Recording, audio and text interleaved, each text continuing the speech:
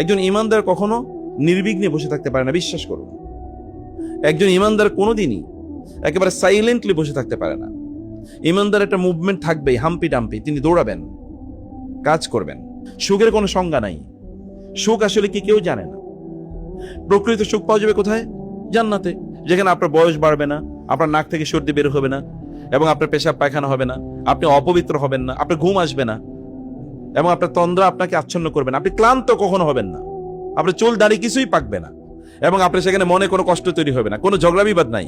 যদি আপনাকে আল্লাহ তাআলা কোনো দায়িত্ব দেন, তাইলে ওই দায়িত্বটা দেওয়ার আগে আল্লাহ তাআলা আপনাকে ক্ষমতা দিয়ে তারপরে দায়িত্বটা দেন, যোগ্যতা দিয়ে তারপরে দায়িত্ব দেন। অথবা যদি কোনো মানুষ কোনো সিদ্ধান্ত নেয় কোনো কাজ করার জন্য, তাইলে সিদ্ধান্তটা যেহেতু আল্লাহর পক্ষ থেকে, তার অন্তরে একটা এলহাম, তার মানে তিনি বুঝে নিতে হবে যে আল্লাহ তাআলা আমাকে দিয়ে কাজটা করাতে চাচ্ছেন, আদারওয়াইজ এই থট বা এই চিন্তা আমার মাথায় আসার কথা না।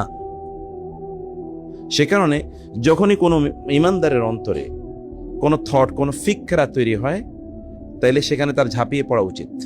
আমি বুঝাতে পারছি জিনিসটা? কোন ইমানদারের অন্তরে যদি কোনো ফিকরা তৈরি হয় যে আমি এই কাজটা করব, তাহলে সেই কাজে তিনি ঝাঁপিয়ে পড়া উচিত। কারণ কি?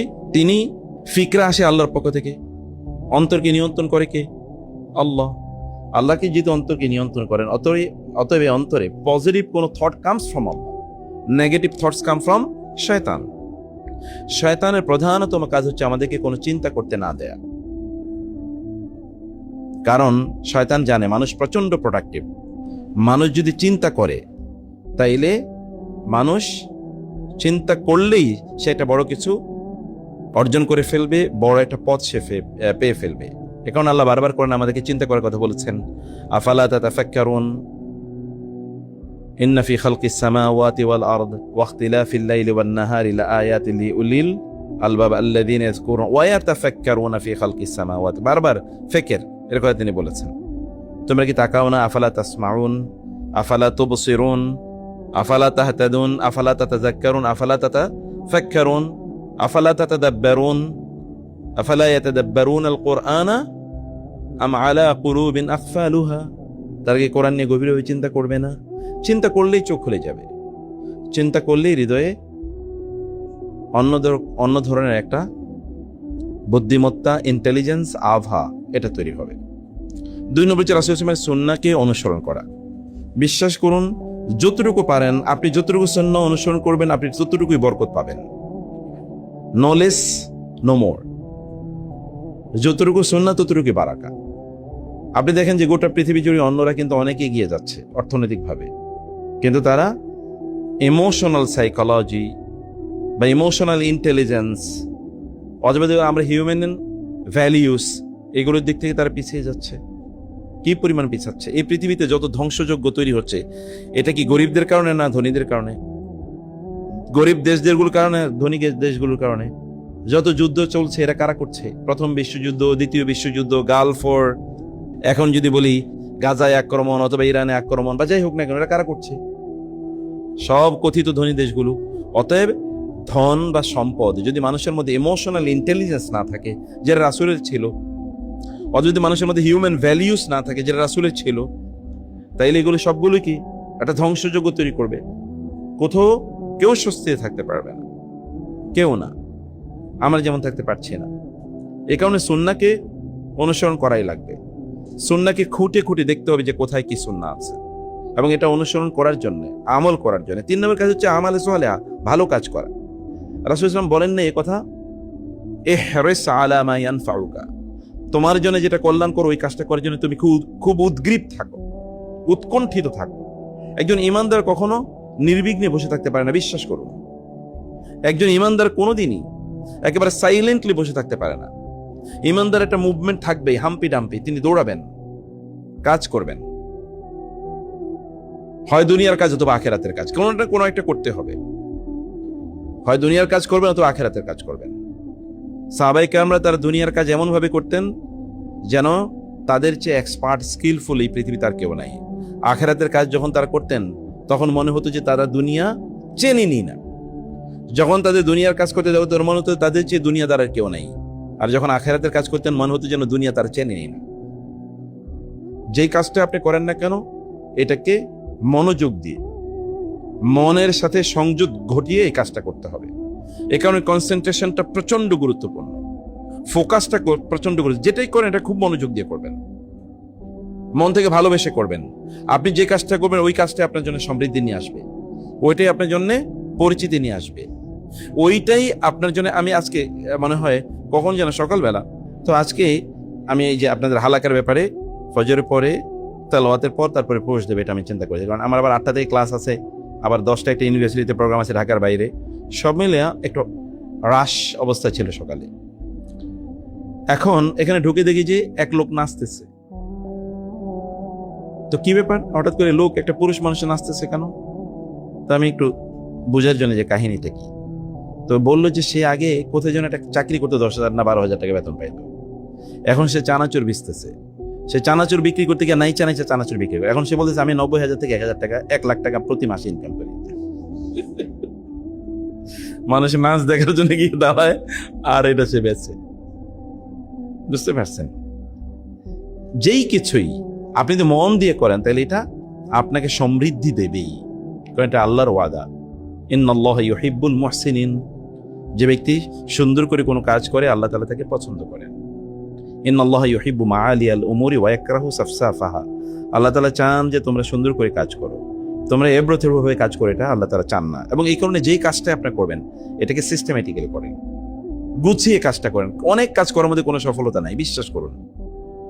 আপনি এটা করতেছেন, ওইটা করতেছেন, ওইটা করতেছেন, ওইটা করতেছেন। পৃথিবীতে স্পেশালাইজদের দাম বেশি নাকি জেনারেল লোকের দাম বেশি বলেন তো? স্পেশালাইজদের দাম বেশি না? আপনি দেখবেন স্পেশালাইজ চোখ দেখাতে যাচ্ছেন, আপনাকে 1,000 টাকা দেওয়া লাগে। আর সাধারণ যে সব ধরনের মেডিসিন দেয় ওরে আপনি কোনো টাকা দেওয়া লাগে না, এমনি বয়ে থাকে রাস্তায় ফুটপাতে অথবা দোকান দিয়ে, ডিসপেন্সারি দিয়ে বসে আছে। যেমন ওই যারা ডিসপেন্সারিতে ওষুধ বেচে এদের নাম কি যেন? ফার্মাসিস্ট। তো ফার্মাসিস্ট ও একটা কি নিয়ে আসছে, 3 মাসের বা 4 মাসের 6 মাসের ট্রেনিং নিয়ে আসছে, ওরে দেখানোর জন্য কোনো পয়সা লাগে না। কিন্তু একটা স্পেশালাইজ এর জন্য বাংলাদেশে নাইলে আপনি 1,000 2,000 টাকা দিচ্ছেন, আর অন্যান্য জায়গাতে আরো বেশি। আপনি যত বেশি মাইক্রো লেভেলে যাবেন, ম্যাক্রো না, যত মাইক্রো লেভেলে যাবেন তত মর্যাদা বেশি। অ্যাটম তো আপনি চেনেন, অ্যাটমের গতি, ঘোরার গতি গাড়ির ঘোরার গতির চেয়ে বেশি না কম? কত বেশি, এটা কোনো তুলনা আছে? এই কারণে তো অ্যাটম বোম, এই যে অ্যাটমটা ফাটাইয়া দেয়, অ্যাটমটা এত স্পিডে ঘুরে, এত স্পিড, যদি বিশাল কোন একটা জিনিস হতো তাহলে চারিদিকে সব চূর্ণ বিচূর্ণ করে ফেলতো, এত স্পিডে ঘুরে। এই কারণে মুভ করা লাগবে, দৌড়ানো লাগবে, এবং একটা জিনিসের উপর ফোকাস করেন। আমি দেখেছি যে একটার উপর ফোকাস করেছে সেই জিতেছে, যারা মাল্টি কাজ করছে এরা কোনোদিনই জিতে নাই। তাহলে concentration is very important. Concentration তো বাড়ানো লাগে, কনসেন্ট্রেশন তো আমাদের নাই। আপনি বলতে পারেন যে আপনার কনসেন্ট্রেশন কতটুকু আছে, নামাজে দাঁড়াইলেই বুঝতে পারবেন। বইয়ের একটা পৃষ্ঠা পড়েন তো দেখি, কয় মিনিটে পড়তে পারেন এক পৃষ্ঠা? আচ্ছা, কেউ চেক করে দেখছেন 1 মিনিট আপনি কত, এক পৃষ্ঠা পড়তে কতটুকু সময় লাগে? দেখেন নেই। আমি চেক করে দেখি মাঝে মাঝে যে কতটুকু সময় লাগে। যদি 1 মিনিট লাগে তাহলে আমি বুঝি যে আমি শেষ। এক পৃষ্ঠা পড়তে 25-30 সেকেন্ডের উপর লাগলেই মনে করি যে তাহলে তো আর আমার দিয়ে কোনো কাজ হবে না। এক পৃষ্ঠা পড়তে তাহলে 1 লাইন পড়তে কতটুকু লাগবে? এক পৃষ্ঠাতে ধরেন 22, 23, 24, 25 লাইন থাকে। তাহলে আপনাকে 1 লাইন পড়তে 1 সেকেন্ডের বেশি সময় নিলে আপনি কেমনে করবেন কাজ? তাহলে পড়বেন কিভাবে? পড়া শেষ করবেন কবে? মানুষের প্রজ্ঞা গ্র্যাজুয়ালি বাড়ে, যখন মানুষ পড়তে থাকে তখন তার কি পড়ার স্পিড বাড়ে। আমাদের একজন লোকের নাম ছিল শাহ আব্দুল হান্নান, আপনারা হয়তো বা নাম শুনেছেন কিনা জানি না।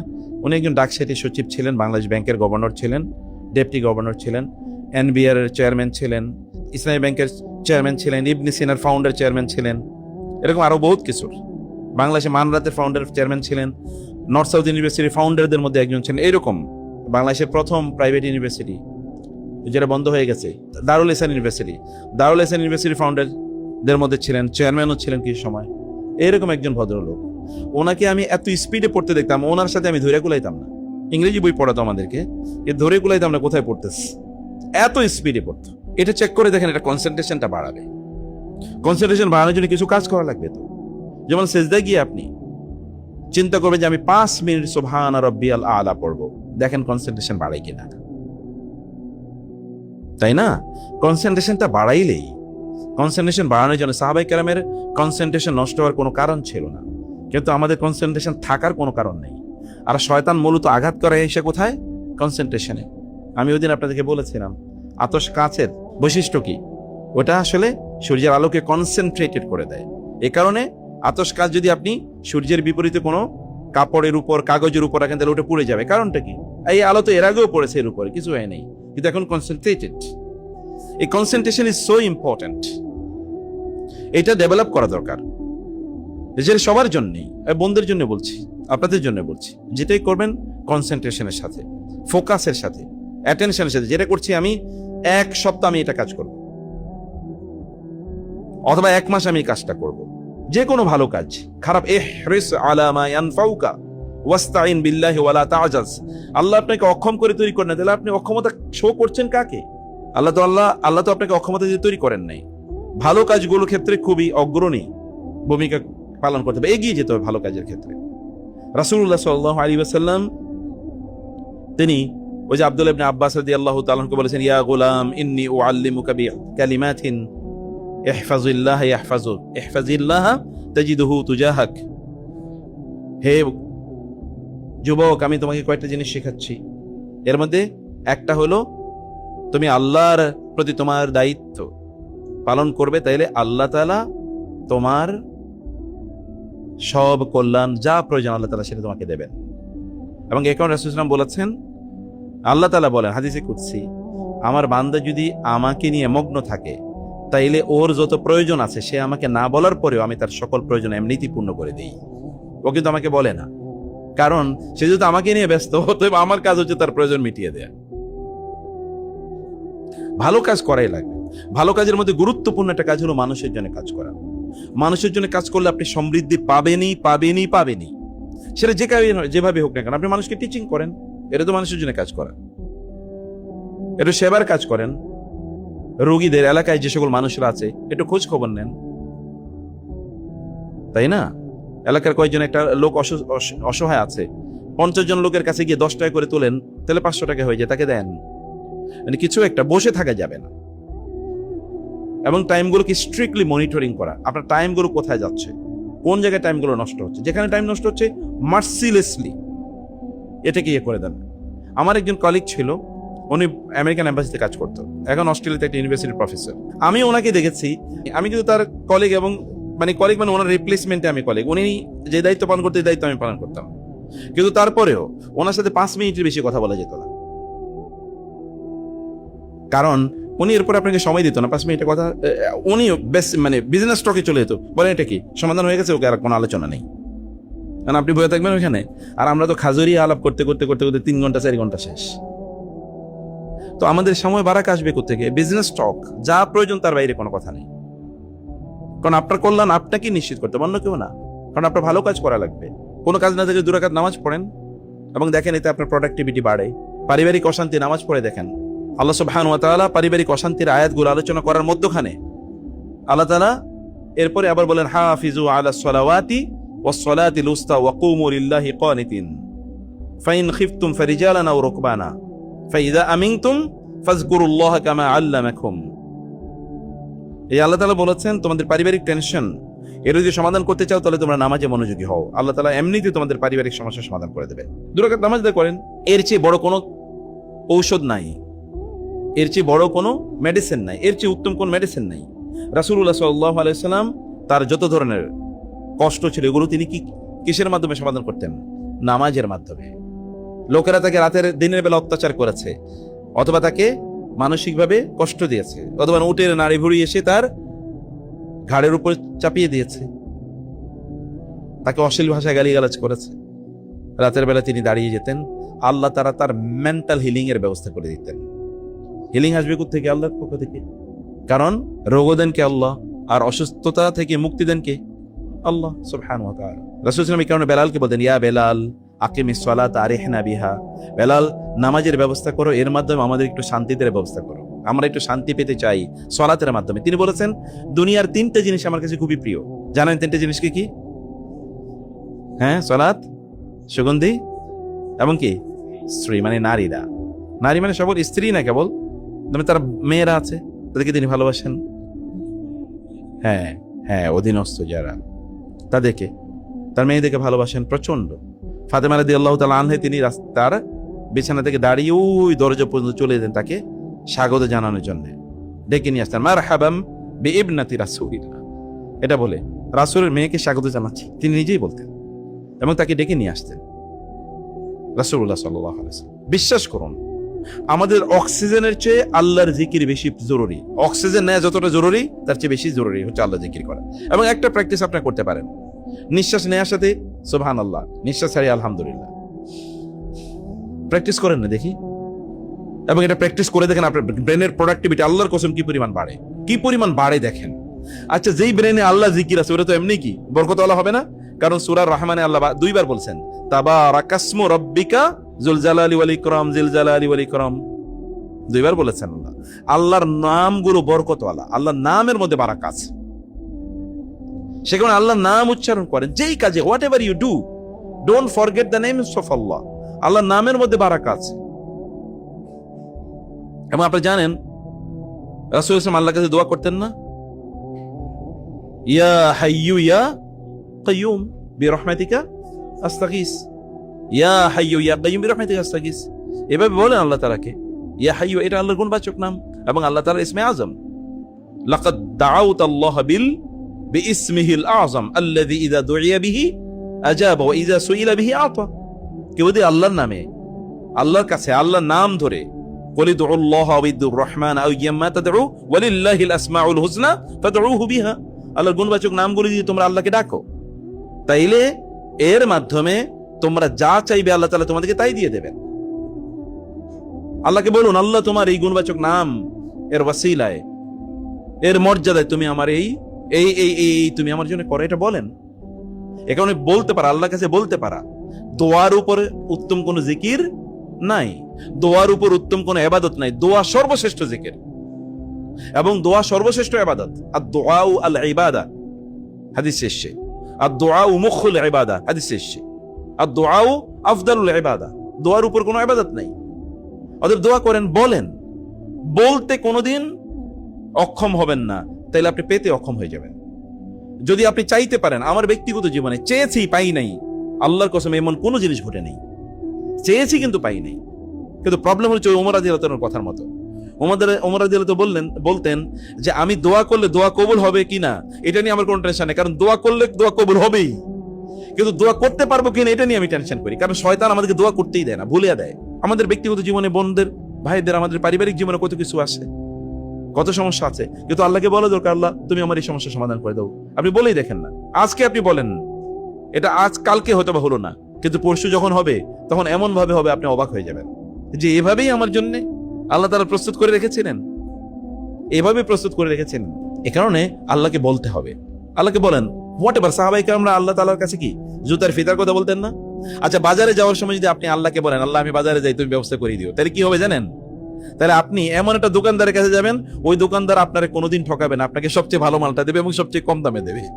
দেখেছেন আল্লাহকে বলার সুযোগ সুবিধা। আপনি বলেন বাজারে যাবো, তাতে আল্লাহকে বলার কি আছে? বাজারে যাওয়ার সময় যদি আপনি আল্লাহকে এই কথা বলতে পারেন, বাজারের দোয়া কি? লা ইলাহা ইল্লাল্লাহু ওয়াহদাহু লা শারীকা লাহু লাহুল মুলকু ওয়া লাহুল হামদ ওয়া হুয়া আলা কুল্লি শাইইন, কিন্তু বাজারের দোয়া। এই দোয়াটা কেউ পড়লে আল্লাহ তাআলা তার জন্য এই ব্যবস্থা করে দেবেন। Believe me, it happens. এটা আপনি চাইতে পারলেই হলো, বলতে পারলেই হলো। এটা আল্লাহ তাআলাকে বলতে হবে। এই কারণে বেশি বেশি আল্লাহ জিকির করা দরকার। মানুষের অন্তরে জং পড়ে, যেমনি ভাবে লোহার জিনিসে জং পড়ে, আর এই জং দূর করার উপায় কি? ওয়াজালাউল কলবি যিকরুল্লাহ ওয়া তিলাওয়াতুল কোরআন। আমাদের অন্তরের রোগ দূর হয়ে যায়, জং মরিচা দূর হয়ে যায় আল্লাহ জিকিরের মাধ্যমে, কোরআন তেলাওয়াতের মাধ্যমে, ইস্তিগফারের মাধ্যমে। এর মাধ্যমে এটা হয়ে থাকে। আশ-শাইতানু জাসিমুন আলা কলবি ইবনি আদম। বনু আদমের কলবে শয়তান একবার এরকম শক্ত হয়ে বসে থাকে। এবং ফাইদা গাফালা ওয়াসওয়াসা, যখন সে একটু অমনোযোগী হয়ে যায় তখন এই শয়তান ওখানে ওয়াসওয়াসা ঢুকায়। আর ওয়াইদা যাকারাল্লাহ খানাসা, আর যখন সে আল্লাহ জিকির করে তখন ওই এখান থেকে পালায়, শয়তান পালায়। শয়তানকে আপনাকে সরিয়ে দিতে হবে। শয়তানের এক নম্বর, আপনার ডক্টর আব্দুল্লাহ জাহাঙ্গীর স্যার বলতেন না, শয়তানের বিশ্ববিদ্যালয়ের এক নাম্বার বা শয়তানের পাঠশালার এক নাম্বার লেসন কি? মানুষকে হতাশ করে দেয়া। আপনার মধ্যে হতাশা ঢুকে দেয়, আয় আমার চাকরি হলো না, আয় আমার পড়াশোনা ভালো হলো না, ভালো ইউনিভার্সিটিতে ভর্তি হতে পারলাম না, বিয়েটা এখনো করতে পারলাম না, এখনো ছেলে মেয়ে হয় না, কত কাহিনী। এগুলো শয়তান ঢুকেই দেবে অন্তরে। কিন্তু এগুলো আল্লাহ জিকিরের মাধ্যমে এগুলো সব দূর করতে হবে, কারণ শয়তান আপনাকে ফ্রাস্ট্রেটেড করে দিতে চায়, আপনাকে হতাশ করে দিতে চায়। কারণ ইবলিস মানে কি জানেন? আবলাসা মানে কি? ফাইদাহুম মুবলিসুন, কোরআনে আছে আবলাস। আবলাস মানে হচ্ছে হতাশ, ওর নামই হচ্ছে হতাশ, মিস্টার হতাশ, মিস্টার ফ্রাস্ট্রেশন, ফ্রাস্ট্রেটেড। তো মিস্টার ফ্রাস্ট্রেটেডের কাছ থেকে আপনি ভালো কি পাবেন? ওর কাছে ভালো কিছু পাওয়ার কোনো সুযোগ নাই। এবং এই কারণে ইবনুল জাওজির একটা বিখ্যাত বই আছে, তাবলিস ইবলিস। ইবলিস মানুষকে হতাশ করে দিতে চায়, ইবলিস মানুষকে হতাশ করে দিতে চায়। এই হতাশা দূর করার একটাই মাত্র মাধ্যম, তা হলো কি? আল্লাহ জিকির। তাহলে 4টা জিনিস বললাম, কি কি বলছি বলেন তো? 1 নম্বরে কি বলেছি? কোরআন তেলাওয়াত। 2 নম্বরে কি বলেছি? সালাত। 3 নম্বরে কি বলছি? না, এটা 4 নম্বর বলছি। 3 নম্বর বলছি আল আমালুস সালিহাত, ভালো কাজ, ভালো কাজ। এবার 5 নাম্বারটা বলি, তাহলে যিকরুল মাউত। আচ্ছা, যুবকদের মৃত্যু হয় না? হয় কিনা? আচ্ছা, যুবকদের জন্য কি আল্লাহ সুবহানাহু ওয়া তাআলা আরশের ছায়ায় তার আশ্রয় পাবে এটা ব্যবস্থা করে রাখেন নাই? মুসাব ইবনে উমাইর কি যুবক ছিল নাকি বৃদ্ধ ছিল? যুবক ছিলেন। হামজা রাদিয়াল্লাহু যুবক ছিলেন, বৃদ্ধ ছিলেন। আনাস ইবনে নাদার, এরকম অসংখ্য সাহাবী যারা শাহাদাত বরণ করেছেন, এরা যুবক ছিলেন না?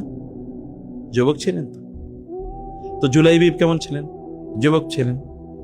এরকম তো সাহাবায়ে কেরামরা, জাফর ইবনে আবি তালিব কি ছিলেন, যায়েদ ইবনে হারেসা কি ছিলেন, তো সব যুবক। তাহলে যুবকের তো মৃত্যু হয়, সাহাবীদের মধ্যে যুবকদের মৃত্যু হয়েছে। ইয়াহইয়া আলাইহিস সালামকে যখন তারা হত্যা করেছে তখন তিনি কি যুবক? ঈসা আলাইহিস সালামকে যখন আল্লাহ তুলে নিয়ে গেছেন তখন কি যুবক? অতএব যুবকদের, ইউসুফ আলাইহিস সালামকে যখন কারাগারে নিক্ষেপ করে তখন তিনি যুবক। ইব্রাহিম আলাইহিস সালামকে যখন তার বাবা পরিত্যক্ত করে তখন তিনি কি পরিত্যক্ত ঘোষণা করে তখন তিনি যুবক। অতএব যুবকদের জীবনে টেনশন আসবেই, এটা আসবেই। এই কারণে যুবকদেরও মৃত্যুর কথা স্মরণ করতে হবে। এটাকে ট্যাবু বানানোর কোনো সুযোগ নাই। ট্যাবু মানে বুঝুন তো, অচ্ছুত জিনিস, খারাপ জিনিস। মার সামনে মৃত্যুর কথা, এই এটা মুখে এনো না, খারাপ জিনিস। এটা কি খারাপ জিনিস?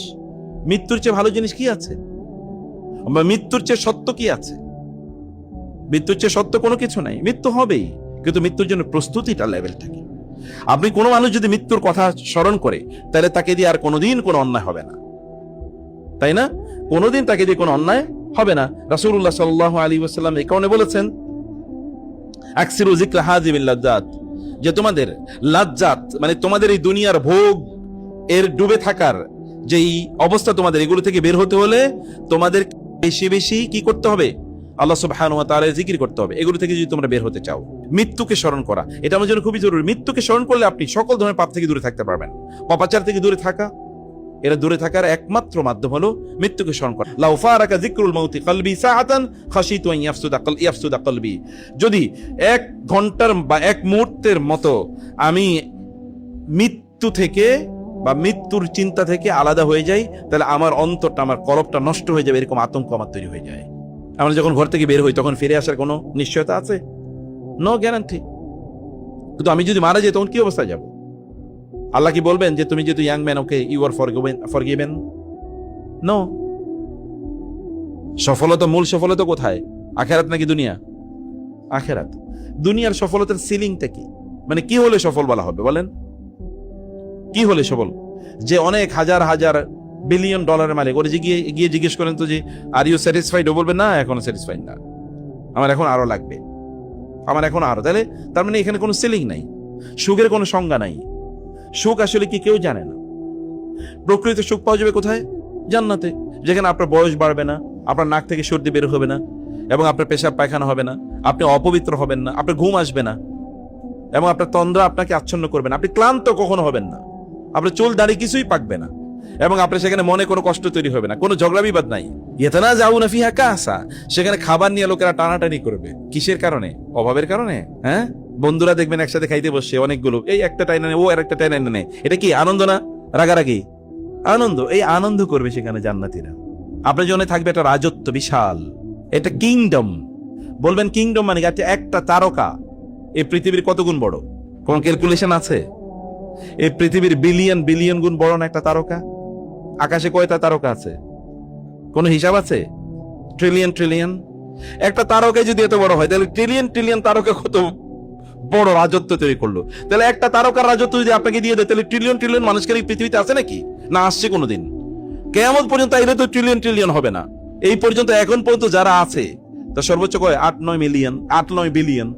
তাহলে ট্রিলিয়ন কোথায়? 1000 কোটি মানে কি 1 ট্রিলিয়ন। কিভাবে সম্ভব? তাহলে এরকম ট্রিলিয়ন কি তারকা আছে? একটা তারকা সমান রাজত্ব আপনাকে দিয়ে দিলে তারপরে কি বলবেন? তাহলে থাকবে কি? আল্লাহ তাআলা জান্নাতে আলাদা কিছু প্রাণী তৈরি করবেন, মানুষ তৈরি করবেন আপনাদের খেদমত করার জন্য। এটা আলাদা আল্লাহ সৃষ্টি। যেমন হুররা তো কাজের, আপনাদের স্ত্রী যারা হবে তাদের সেবিকা, মূলত কাজের মহিলা, স্ত্রীদের সেবা করবে তারা, কারণ তারা তো স্ত্রীদের রানী, অথবা রানীদের সেবা করবে এরা। এবং আপনারা পুরুষ, আপনাদের সেবা করার জন্য সেখানে কি আছে? ওয়ালদানু মুখাল্লাদুন আছে না কোরআনে? ওয়া ইয়াতুফু আলাইহিম ওয়ালদানু মুখাল্লাদুন ইযা রাআইতাহুম হাসিবতাহুম লুলুআম মানসুরা। এই যারা চিরস্থায়ী শিশু, আপনি তাদেরকে দেখলেই মনে হবে কি যেন বিক্ষিপ্ত মুক্তোর মালা। মুক্ত যেমন ছড়িয়ে পড়ছে বিভিন্ন জায়গায়, ছড়ালে যেরকম ভাবে আলো ঠিকরে বের হয় এরকম। ওয়াইদা রাআইতা সাম্মা রাআইতা নাঈমান ওয়া মুলকান কাবীরা। তুমি যখন তাকাবা চারিদিকে, যেদিকেই তাকাবা সেখানে দেখবে নেয়ামতের রাজি, এবং সেখানে দেখবে বিশাল মুলকুন মানে কি? রাজত্ব। মগের মুল্লুক আমরা বলি মুলক, মুলকান কাবীরা। আল্লাহ বলেছেন মুলক, রাজত্ব। আর আল্লাহ যদি বড় বলে তাহলে এটা কেমন হয়? আচ্ছা, আল্লাহ যদি বড়, একজন ফকির যদি বলে অনেক টাকা আমার কাছে আছে তাহলে কত? আর যদি এটা বিল গেটস বলে আমার কাছে অনেক টাকা আছে তাহলে কত? মানে দুইজনের অনেকের মধ্যে পার্থক্য আছে কিনা? প্রত্যেক ব্যক্তি অনেক বলে তার নিজস্ব অবস্থা অনুসারে, আর এখানে তিনি বলছেন, আল্লাহ বলছেন মুলকান কাবীরা, প্রত্যেকের জন্য বিশাল রাজত্ব। তো সে রাজত্ব, why should we loose that kingdom, that empire? এবং সে এম্পায়ারে থাকার জন্য আপনি মনে করবেন যে আমি একা ওইখানে থাকবো না। একজন রাজা, একজন বাংলাদেশি যারা ধরেন প্রেসিডেন্ট বা প্রাইম মিনিস্টার, ইয়ানি কি একা থাকে নাকি? উনি একাই থাকে, কিন্তু ওনার সাথে ওনার খেদমত করার জন্য কয়জন থাকে? শত শত না, একজন এই পৃথিবীতে।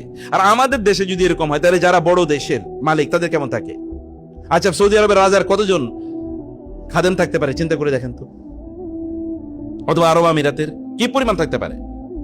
আর আপনি তো এই সকল সৌদি আরব আর আরব আমিরাত তো এটা আপনার পায়ের সমান, নখের সমানও না, যেটা আল্লাহ তাআলা জান্নাতে ব্যবস্থা করে, কোনো তুলনা নাই।